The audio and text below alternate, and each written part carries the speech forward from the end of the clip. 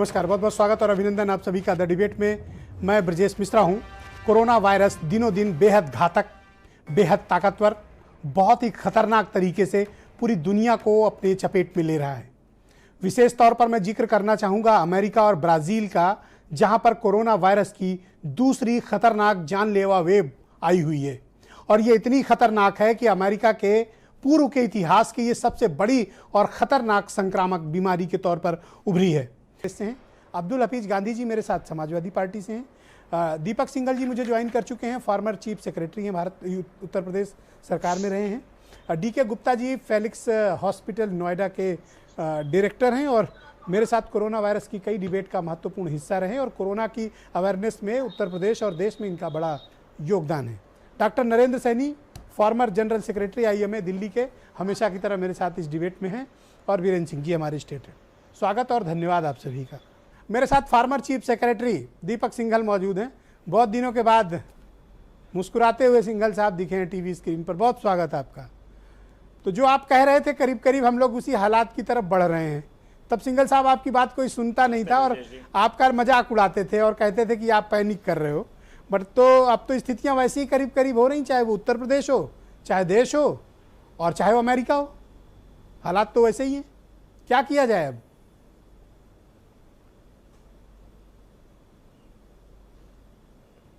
ब्रजेश जी देखिए, हमको मैं तब भी कह रहा था कि और अभी भी मेरा मत ये है कि जहाँ तक कोरोना का स्प्रेड का प्रश्न है वो तो निरंतर रूप से बढ़ रहा है, देश में बढ़ रहा है, पूरी दुनिया में बढ़ रहा है और हमको उसके बारे में सबको चिंतित होना अनिवार्य है और इसकी चिंता किया जाना अनिवार्य है। लेकिन ये भी तय है कि लाइफ और लाइवलीहुड के बीच में साथ में जो बैलेंस है उसको साथ में लगा के चलना पड़ेगा। इसमें सबसे बड़ा जो विषय है, हम लोग एक बहुत word loosely testing word use करते हैं। मैं आपसे ये अनुरोध करूंगा, विनम्र निवेदन के रूप में आपके संज्ञान में लाना चाहूँगा कि मैंने स्वयं निजी हैसियत में, क्योंकि मैं उत्तर प्रदेश का फॉर्मर चीफ सेक्रेटरी रहा हूँ, तो यहाँ पर सेक्रेटरी हेल्थ भारत सरकार, ICMR के DG, कैबिनेट सेक्रेटरी सबसे रिक्वेस्ट करके और ये अब वर्कआउट कराया है। कल कोशिश किया है, मुझे प्रसन्नता है बताते हुए कि 1 तारीख को कल एक सर्कुलर इशू हो गया है जिसमें कि अब टेस्टिंग कराना निजी व्यक्ति का हक माना गया है, ना कि सरकार का हक। कल से पहले तक का ये सरकार का हक था कि कैसे सरकार टेस्ट कराए। अब कम से कम ये आदमी का हक है कि वो अपनी टेस्टिंग के मेथोडोलॉजी कब कराए, कहाँ कराए, किससे कराए, क्योंकि हर इंसान को अपने स्वास्थ्य को बनाए रखने का हक है और वो जहाँ चाहे अपना टेस्टिंग कराए, किसी मेथोडोलॉजी से कराए। RT-PCR को जरूरी नहीं गारंटी RT-PCR कराए, एंटीजन टेस्ट से करा ले, अपना इवेल्युएशन करा ले। अगर उसका एंटीबॉडी टेस्ट है, एंटीबॉडी से उसे पता लग जाएगा कि उसके अंदर क्या बीमारी है, कब होने वाली है, सिंघल साहब आपको क्या लगता है कि हम एक भयानक अंधकार की ओर बढ़ रहे हैं? पहली बार ये इम्प्लीमेंट हुआ जिसमें सिंघल साहब हम लोग एक भयानक अंधकार की तरफ बढ़ रहे हैं, एक ऐसी गुफा की तरफ प्रवेश कर चुके हैं जिसमें दूसरा सिरा हमें दिख नहीं रहा है। हमें गहरे संकट में हैं, गंभीर संकट में फंस चुके हैं। देखिए ये बात सही है। देखिए ब्रजेश जी, मैं ये तो जरूर कहूंगा कि ये एक डार्क टनल है और डार्क टनल में कभी भी उधर की तरफ रोशनी का अभी कोई इरादा नहीं, जब तक कि इसको कोई सोल्यूशन नहीं आ गए। लेकिन अगर आप ये फिगर्स देखेंगे कि रिकवरी रेट्स भी उतनी अच्छी हैं और जो आपकी जहां पर डेथ का सब्जेक्ट आता है उसमें ये भी एनालाइज करना जरूरी है कि उनमें से ऐसे किन लोगों के हुए हैं जो पहले से कोमोर्बिडिटीज के शिकार हैं। मान लीजिए आप किडनी के पेशेंट हैं, आपका कोई और हार्ट प्रॉब्लम्स हैं, तो उसके अंदर ज़्यादा शिकार हो रहे हैं। लेकिन नॉर्मल जो व्यक्ति है उसकी रिकवरी भी अच्छी हो रही है। तो निश्चित रूप से ये तय है कि इसका भय हमेशा रहेगा। लेकिन मेरा अभी भी अभिमत है अगर इसकी एंटीबॉडी टेस्ट जोर से कराए जाए, दिल्ली में 20,000 लोगों का कल है कि लॉकडाउन किया जाए। आप चाहते हैं कि लॉकडाउन इसका विकल्प है? तो अगर हमें वापस लॉकडाउन में जाना चाहिए? नहीं, मेरा निजी मत अगर आप पूछते हैं तो लॉकडाउन कोई इसका विकल्प अभी वर्तमान में नहीं है, ना उसको दोबारा लॉकडाउन में हमको जाना चाहिए। लेकिन निश्चित रूप से जो हमारे सोशल जो हमको कैटेगराइजेशन करके अगर आपने केसेस बनाए तो भारतवर्ष में पूरे इतने बड़े देश में ये 6 लाख सर, मैं आपको बड़े अनुरोध के साथ कहना चाहूंगा, शहर में आप सड़कों पे देख लीजिए क्या तमाशे हो रहे हैं। कौन रिस्पॉन्सिबल है सर? पार्क देख लीजिए, स्ट्रीट देख लीजिए, बाजार देख लीजिए, मॉल देख लीजिए, ट्रांसपोर्ट मीडियम्स देख लीजिए, कहीं देख लीजिए आप, क्या तमाशा बना के रख दिया है हमने। हम कोरोना से लड़ रहे हैं क्या? हम तो मजाक कर रहे हैं सर। देखिए ब्रजेश जी मेरा आपसे विनम्र निवेदन है कि एक कंट्री में दो पार्ट होते हैं, एक तो जो है गवर्नेंस और एक होती है सिटीजन। तो सिटीजन जो चार्टर है, सिटीजन को डिसिप्लिन अपना मेंटेन करने के लिए भी ये बहुत बड़ा दायित्व निभाना पड़ेगा। खाली अगर ये कहें कि हम गवर्नमेंट को ही इस बारे में कहें सर, मैं गवर्नमेंट से इसलिए सवाल करूंगा सर, जब 500 केस नहीं था तो आपने इतना डरा दिया था कि पूरा देश भयग्रस्त हो गया था। अब जब हम 6 लाख के पार चले गए तो आप कह रहे हैं अब डरने की जरूरत नहीं है। अरे मौत सामने खड़ी है, हम डरे ना सर? सर सच का सामना करना पड़ेगा सर।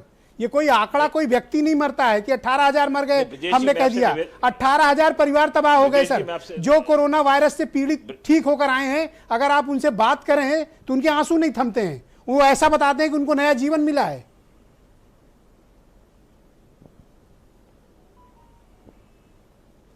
ब्रजेश जी देखिए, आज की तारीख में स्थिति बिल्कुल सही है कि अगर खाली कोरोना पॉजिटिव भी आ जाती है तो आदमी को ऐसा लगता है जैसे मुझे कैंसर हो गया है। तो ये भय तो है, इसमें कोई किसी बात की वो नहीं है। लेकिन ये बात तय है कि जो हमें टाइम मिला लॉकडाउन के दौरान में, उस दौरान में हमने अपना इंफ्रास्ट्रक्चर अपग्रेड करके जो सुविधाएं प्रदान करनी है, सर मेरे साथ आपको फेलिक्स हॉस्पिटल नोएडा के डीके गुप्ता साहब जुड़ चुके हैं। गुप्ता जी बहुत स्वागत आपका और बहुत बहुत धन्यवाद मैं आपको करना चाहूंगा। मैं गुप्ता जी आपसे समझना चाहता हूं और आपको मैं एक वाकया याद दिलाना चाहूंगा। अभी प्रधानमंत्री जी ने कहा था कि प्रधान से लेकर प्रधानमंत्री जी अगर रूल ब्रेक करता है तो उसके ऊपर कार्रवाई होनी चाहिए। लेकिन मैं आपको याद दिलाऊं कि जब ताली और थाली बजवाई गई थी तो वहां एक डिस्ट्रिक्ट के एसपी ताली और थाली लेकर निकल गए थे, उनके खिलाफ कौन सी कार्रवाई हुई? मैं आपको एक बढ़िया कोट सुनाना चाहता हूं, सुनिए। मेरे साथ वो शख्स मौजूद है और उन्होंने ये बात कही थी। उनका नाम है दीपक सिंघल, फार्मर चीफ सेक्रेटरी है, मेरे साथ मौजूद है। कोरोना काल में जब चल रहा था, पीक पर चल रहा था मामला, तो उन्होंने मुझसे एक बात कही थी। उत्तर प्रदेश का कलेक्टर, ध्यान से सुनिएगा, उत्तर प्रदेश का कलेक्टर आदमी को औरत और औरत को आदमी बनाने के अलावा पृथ्वी पर जितने भी काम हैं वो सब कर सकता है। Can you believe it? Gandhi ji करके दिखाया है। Gandhi ji go ahead. तो मैं यही सवाल कर रहा हूं कि जब प्रधानमंत्री जी ने यह कहा कि प्रधान से लेकर और प्रधानमंत्री तक अगर कोई रूल तोड़ता है तो उस पर कार्रवाई होनी चाहिए, तो मध्य प्रदेश में क्यों नहीं कार्रवाई हो रही है? दीपक सिंह जी, और हमारा डिजास्टर मैनेजमेंट एक्ट भी कहता है कि जो टेस्टिंग है, इलाज है, सिंगल जी बैठे हैं जानते होंगे, ये एक प्रकार से हमारा मौलिक अधिकार है। हर व्यक्ति की जांच होना चाहिए ऐसे दीपक सिंघल जी, समय पे। दीपक सिंघल जी, पहले और अब की परिस्थितियों में सिंघल साहब बहुत परिवर्तन आ गया है। पहले हम लोग जब वायरस पर डिबेट कर रहे थे तो उस वक्त हालात इतने बिगड़े हुए नहीं थे। अब हालात में देख रहा हूं कि पहले से ज़्यादा बिगड़े हुए हैं और पहले से ज़्यादा खराब हैं, पहले से ज़्यादा बिगड़ी हुई परिस्थितियां हैं। आप क्या सजेस्ट करेंगे कि सरकारों को क्या करना चाहिए? फौरन क्या कदम उठाने चाहिए, दूरगामी क्या कदम उठानी चाहिए?